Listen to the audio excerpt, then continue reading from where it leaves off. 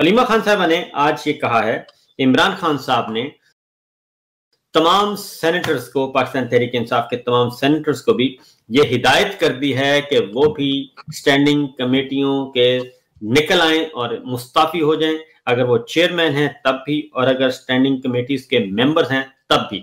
और ये काम पहले वो कौमी असम्बली में भी कर चुके हैं और अब सेनेट की तरफ बढ़े हैं। तो फखर भाई, आज के इस डेवलपमेंट को आप कैसे देखते हैं? अच्छा देखें, आज हलीमा खान जेल में गई, उनकी बहनें भी साथ थीं और उनकी अपने भाई इमरान खान से मुलाकात हुई और उन्होंने इमरान खान को बाहर की जो सूरत हाल थी गुज़िश्ता दिनों, उसके बारे में आगाह किया। तो इमरान खान ने उनसे दरियाफ्त किया कि क्या आपने बताया ही नहीं कि मीडिया को कि आप मेरा पैगाम जो है वो देंगी? तो उन्होंने कहा मैंने बताया। उसी पैगाम को रोकने के लिए जो सूरत हाल थी वो पैदा की गई थी।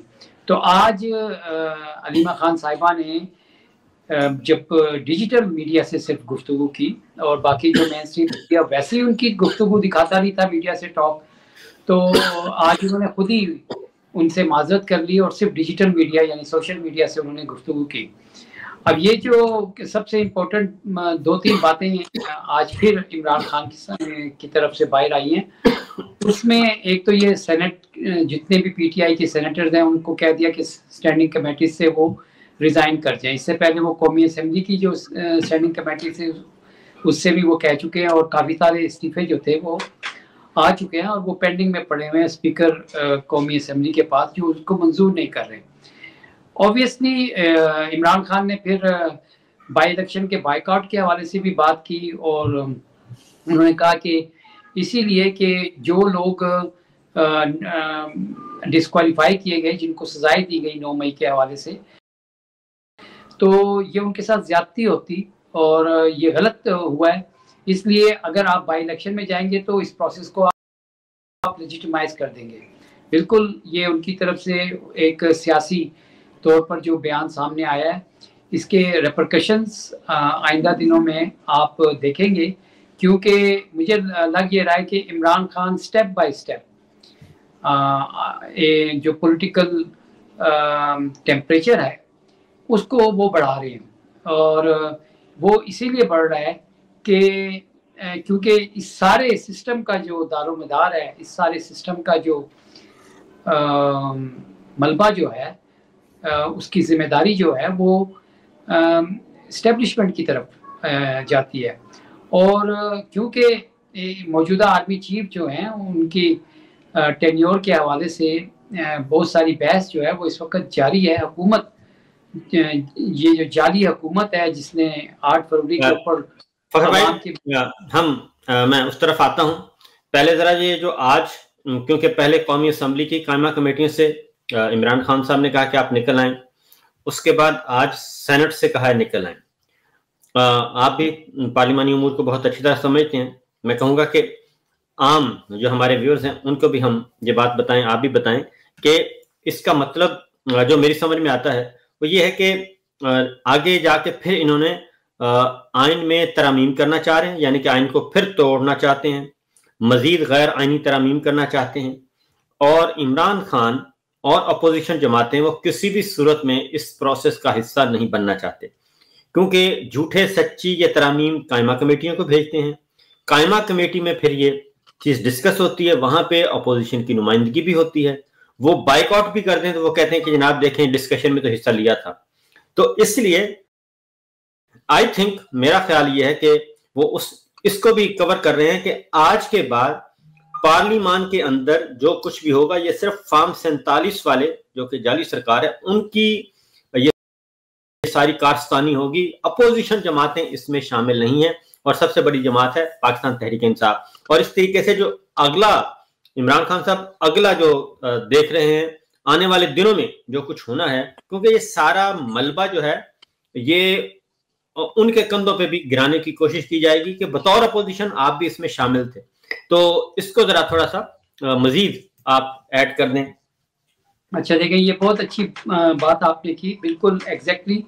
ये जो 27वीं तरमीम के बारे में बहुत सारी बातें आ रही थी, सदारती निज़ाम के हवाले से बहुत सारी बातें आ रही थी, तो इमरान खान ने ये जो, इसको आप टैक्टिकल मूव कह लें, उनका पॉलिटिकल टैक्टिकल मूव कह लें, क्योंकि ये तो इनके वहम गुमान में नहीं था कि इमरान खान जेल के अंदर बैठकर उनकी जो समझ बूझ है वो ये समझ रहे थे कि शायद ख़त्म हो जाएगी, लेकिन वो वहाँ से बैठकर अगर इतना बड़ा 2/3 मेजोरिटी से इलेक्शन स्वीप कर सकते हैं, तो फिर आप देखें कि ये जो स्टैंडिंग कमेटीज हैं, कायमा कमेटीज से बाहर निकल कर आना, वो कायमा कमेटीज जो है ना, वो एक मिनी फोरम है लेजिस्लेशन का।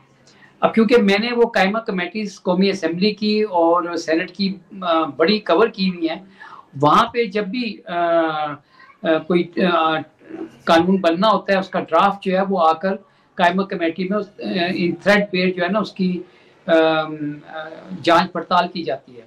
मिसाल के तौर पर उसमें जो है ना लॉ मिनिस्टर जो हैं या मिनिस्ट्री ऑफ लॉ जो है, उनके लोग आते हैं और वो आकर उनसे जो मेंबर्स हैं वो पूछते हैं भाई इस सारे कानून का क्या मकसद है।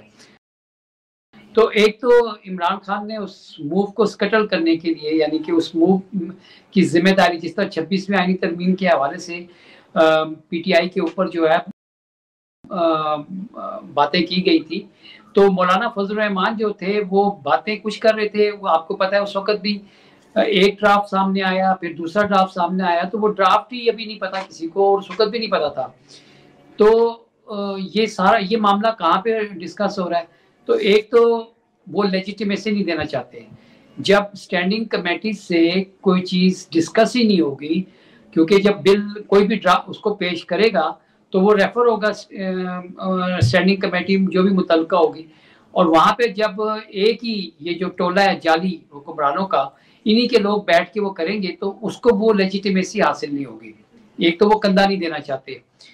दूसरी बात ये है कि पार्लियामेंट का जो ये पार्लिमानी निज़ाम है ये जाली है, ये तो सिरे से ही जाली है। आप देखें ना कि सुप्रीम कोर्ट में मखसूस नशिस्तों के हवाले से जब मेजॉरिटी फैसला आया, उसमें इलेक्शन कमीशन ऑफ पाकिस्तान के बारे में एक लाइन थी कि उन्होंने कहा कि आप साफ शफाफ इंतखाबात कराने में नाकाम रहे।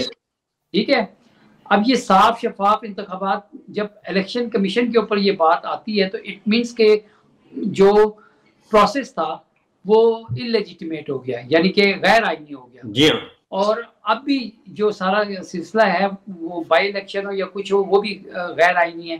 तो ये बेसिकली ये जो जाली स्ट्रक्चर है, जाली निज़ाम है, ये इमरान खान उसके नीचे से उन्होंने पहले कौमी असेंबली और अब सेनेट, और वहाँ से वो उनकी जो पिलर्स हैं उसको उन्होंने खींचना शुरू कर दिया है। आज इमरान खान ने अली अमीन गंडापुर को एक दफ़ा फिर कहा, और तमाम जो लोग आए हुए थे आपके वज़ीरिस्तान के और कबायली इलाकों के MNAs MPs थे, वो भी वहाँ पे मौजूद थे, और उन्होंने कहा ये जो मिलिट्री ऑपरेशन है ये वहाँ पे रुकना चाहिए। उन्होंने जो फौजी जवान हैं उनको कहा हमारे फौजी भाई शहीद हो रहे हैं, पुलिस वाले शहीद हो रहे हैं, तो ये ड्रोन अटैक्स फौरी तौर पर रुकवाने की बात की, उन्होंने रोकने की बात की। तो देखिए उन्होंने सेंसिटाइज किया है। अभी अलीमा खान ने जो एक बात और इम्पोर्टेंट की वो ये थी कि जो एक पाकिस्तान में अफगानिस्तान मुखालिफ जो सियासी कुव्वतें थी उनका एक इजलास होने जा रहा था, जो कि मुलतवी कर दिया गया, और ये बताया गया था कि सितंबर के आखिर में वो होगा। तो इमरान खान ने 2 मरतबा, पिछली दफ़ा भी उन्होंने ये बयान दिया, आज फिर बयान दिया कि ये जो अफगान तालिबान मुखालिफ ग्रुपों को हम इकट्ठा कर रहे हैं या उधर कुछ करेंगे तो उसका बराह रास्त असर जो है वो पाकिस्तान के ऊपर पड़ेगा। क्योंकि आप देखेंगे ट्राइबल्स जो हैं, पश्तून जो हैं, वो तो दोनों तरफ रह रहे हैं बॉर्डर के। तो आप अफगानिस्तान में किसी भी किस्म का अदम इस्तेकाम लाने की कोशिश करेंगे तो उसके कॉन्सिक्वेंसेस जो हैं वो उससे आप बच नहीं सकते। अफगानिस्तान में अमन होगा तो आपको बेनिफिट है, नहीं होगा तब भी आपको नुकसान है। तो ये आप जहन से निकाल दें। आज मैं एक सोशल मीडिया पे मैं एक क्लिप देख रहा था, तो जो एक अफगान शहरी था वो बेचारा अपनी जो भी साजो सामान है डिलीवर करने का, इधर से उधर, उधर से इधर, यानी अफगानिस्तान से लाना, इधर छोड़ देना, इधर से अफगानिस्तान ले जाना। तो वो रो रहा था, वो दहाइयाँ दे रहा था, क्योंकि वो बहुत ज्यादा डिस्टर्ब है। और वो ये कह रहा था कि जनाब अमन कायम करो। वो अफवाज पाकिस्तान को कह रहा था कि वो अमन कायम कर सकती हैं, करो। ये बात नहीं है कि अफगानिस्तान में अमन की ख्वाहिश नहीं है। देखें नेबरहुड है ना, अब मेरे नेबरहुड में अगर आग लगेगी तो मैं कैसे बच सकता हूँ उससे। तो ये देखिए, ये तो हाल है भाई, ये तो आप भी बहुत अच्छी तरह समझते हैं, और क्योंकि बल्कि आप ही ज्यादा अच्छी तरह समझते हैं। उसकी रीजन ये है कि ये जो हमें अफगान जंग, जो हमने इसको कमाऊ पूत बना लिया है ना, पिछले 1980 से 1980 से हमें ऐसा चस्का पड़ गया है कि ये कमाऊ पूत है अफगानिस्तान की जंग। इसको किसी न किसी शक्ल में इसको जारी सारी रहना चाहिए। लेकिन ये भूल जाते हैं कि पाकिस्तान को रशिया के खिलाफ भी इस्तेमाल किया गया, और उस वक्त 30 सेकंड में उस वक्त हमने कैश पेमेंट की हुई थी F-16 की, 40 F-16 तैयारों की। तो जैसे ही अफगानिस्तान में विक्ट्री हुई और सोवियत यूनियन टुकड़े टुकड़े हुआ, अमेरिका वाहिद सुपर पावर बना, तो वो हमें छोड़कर चला गया और उसने कहा कि पैसे भी नहीं है, तैयारे भी नहीं है, और आप चाहें तो गंदम खरीद सकते हैं हमसे। उसके बाद दहशतगर्दी के खिलाफ जंग वाली मामला आ गया। उसमें भी अभी तक हमारे कोलिशन सपोर्ट फंड के पैसे अभी तक रुके हुए हैं, और ये इस्तेमाल भी हमारी फौज होती है, हमारे जवान शहीद होते हैं, हमारे अफसर शहीद होते हैं, और हमारे सिविलियन शहीद होते हैं, सब के सब। और उसके बाद लड़ाई हम किसी पराई की लड़ रहे होते हैं। अब भी जो पीछे अवामिल हैं वो तो वही है ना कि सी पैक रूट को आपने डिस्टर्ब करना है, road belt and road initiative को आपने डिस्टेबल करना है, और उसके लिए ये बाकायदा तौर पे इंटरनेशनल मीडिया तो इसको रिपोर्ट करता रहता है, हमारे यहाँ ना हो, कि एक नया स्टेज तैयार किया जा रहा है। पूरी दुनिया में दाइश का वजूद खत्म हो चुका है। जहां जहां गढ़ थे वहां पे वो सब कुछ खत्म हो चुके हैं। तुर्की है, शाम है, इराक है, लीबिया है, हर जगह ये जबरदस्ती यहाँ पे कह रहे हैं कि नहीं यहाँ पे है, और ये स्टैब्लिश करने की कोशिश करते हैं कि यहाँ पे दाइश है। तो अगर आप देखें तो रूट भी वही बनता है सी पैक का। तो अगेन हम एक ऐसी कॉन्स्पिरेसी लड़ाई में जा रहे हैं जिसका नुकसान हमें होना है। अच्छा देखिए, ये जो बात आपने की ना, मतलब है कि 1980 से जो बात आपने की, अब देखिए ये जो प्रॉक्सीज वार है ना, इसके शॉर्ट यानी कि टाइम पे आपने जो है ना चीज़ों को कर लिया, फिर उसके बाद आपको नुकसान उठाना पड़ा। यानी जब हमने 1980s में इस सारे मामले के अंदर हम आए तो पूरे वेस्टर्न मीडिया ने जिहाद को ग्लोरीफाई किया, और पूरा वेस्टर्न मीडिया उसके ऊपर लिखता था यही मुजाहिदीन थे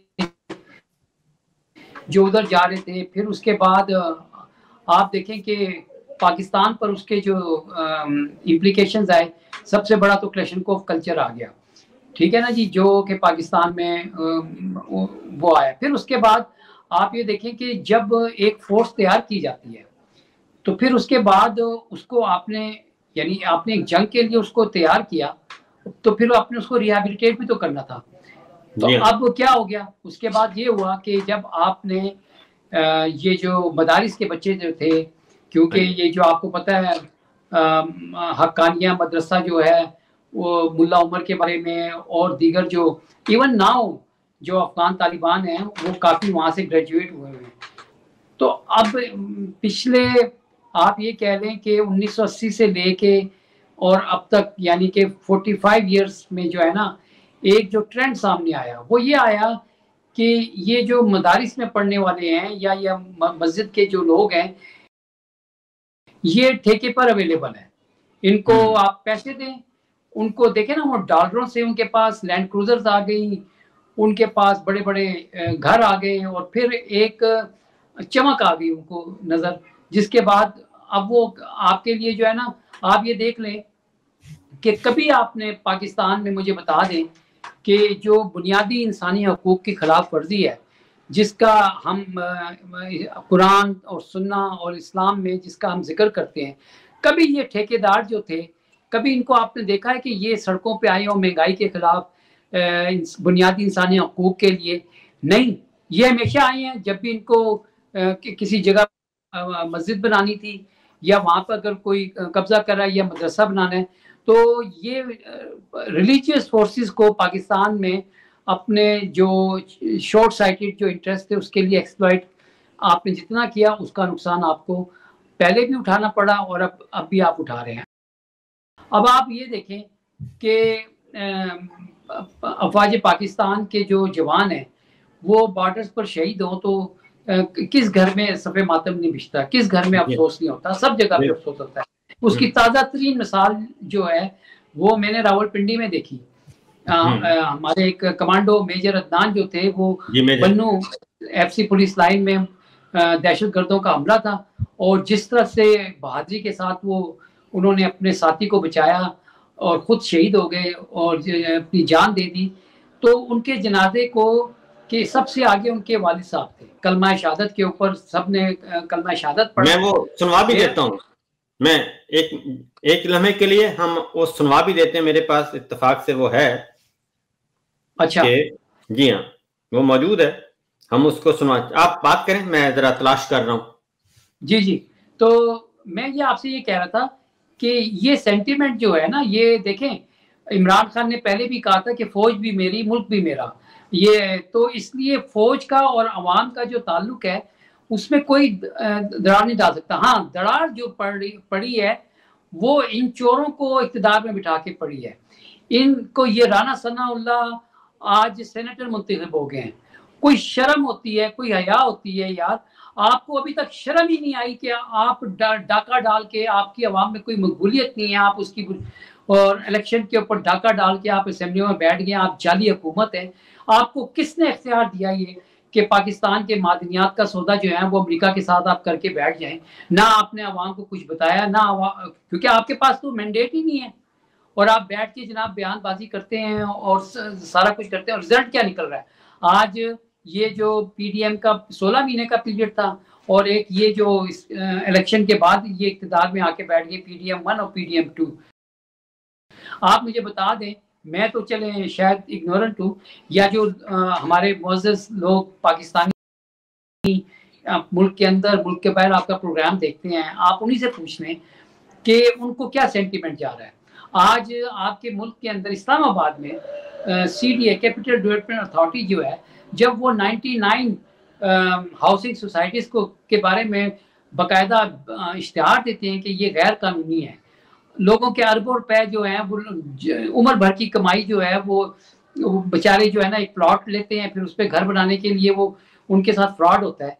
ये बैठे हुए हैं, इन्होंने क्या किया? जब ये इतने से इस प्रोजेक्ट में रियल एस्टेट में पाकिस्तान के अपने शहरियों के साथ इतने फ्रॉड हो रहे हैं, तो यहाँ पर SIFC जैसे फोरम में क्यों इन्वेस्टमेंट नहीं आई है? आपने सिर्फ MOUs किए और आप कहते हैं अरबों डॉलर के MOUs हो गए। और आज आपको मैं बता दूं कि जो के इलेक्ट्रिक है उसके साथ शंघाई इलेक्ट्रिसिटी कंपनी चाइना की है, उसका 1.7 अरब डॉलर का एग्रीमेंट था। आज पता चला कि उन्होंने उस कंपनी ने, चाइनीज कंपनी ने वो मायदा जो था वो ख़त्म कर दिया। ठीक है, अच्छा, वो ML1 का प्रोजेक्ट जो रेलवे लाइन का है 1700 किलोमीटर वाला, वो एशियन डेवलपमेंट बैंक उसमें आ गया, तो इसका मतलब है कि चीन पीछे हट गया। अब ये ML1 जो है ये CPEC की रीढ़ की हड्डी है। आप मुझे बताएं कि अफगानिस्तान में रेजिम चेंज ऑपरेशन का मामला हो या ईरान के अंदर रेजिम चेंज ऑपरेशन या वहाँ के मामला हो, या फिर ये जो पाकिस्तान के मादनियात हैं जिसके ऊपर पहला हक इस मुल्क की आवाम का है, वहाँ के रहने वाले शहरियों का है, वो आप इस तरह से बाईपास करके, किस तरह से आवाम को बाईपास करके आप उनको दे देते हैं।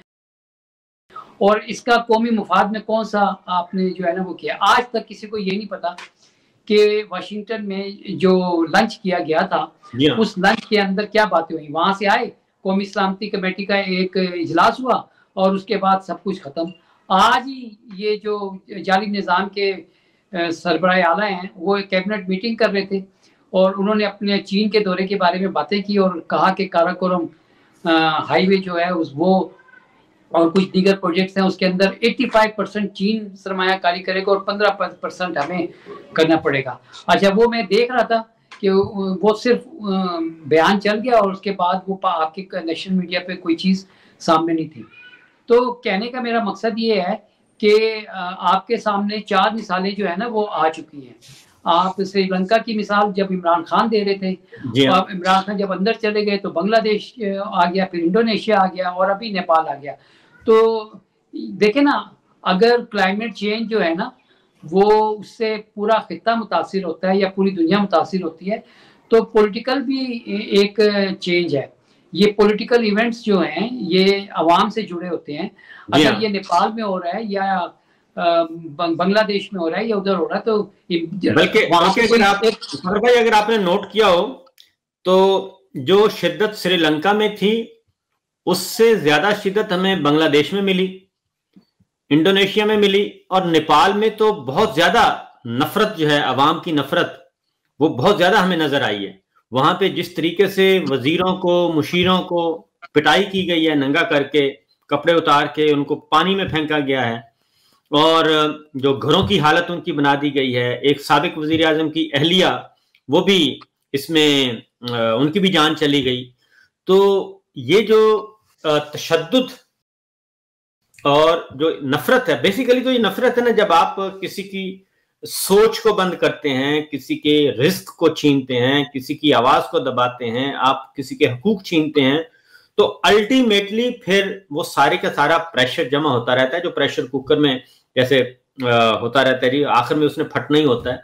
तो पाकिस्तान की सूरत हाल उससे कहीं ज्यादा वर्स्ट है इस वक्त, और खास तौर पे जो सैलाब की तबाहकारियां हैं उसके बाद तो गवर्नमेंट कहीं नजर ही नहीं आ रही, ना हुकूमत, ना हुकूमती मशीनरी, सिवाय टिकटॉक के। आप देख लें